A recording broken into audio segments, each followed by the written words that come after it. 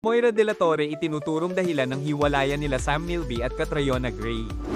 Nagkakaroon ngayon ng iba't ibang interpretasyon ng pagiging malapit ni Sam Milby at Moira De La Torre. Ito ay matapos ang umano'y pang-iisnab ni Catriona Gray kay Moira kamakailan. Sa isang viral TikTok video, dumalo sina Catriona Gray at Moira De La Torre sa isang event sa Makati.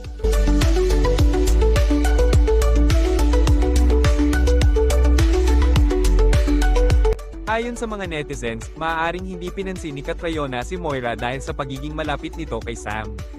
Matapos nito, kumalat sa social media ang ilang video na nagpapakita ng closeness ni Moira at Sam. Noong 2023, umani ng atensyon ng Instagram stories ni Moira, kung saan ibinahagi niya ang ilang litrato ni Sam na siya mismo ang kumuha. Ayon kay Moira, mahilig mag-random phone call si Kuya Sam sa mga pinagmamalasakitan niya. Ibinahagi rin niya ang isang larawan mula sa kanilang video call kung saan nakawaki face si Sam. Dagdag pa niya, natuto siyang alagaan ng bahay dahil kay Sam at nabanggit din ang dahilan ng kanilang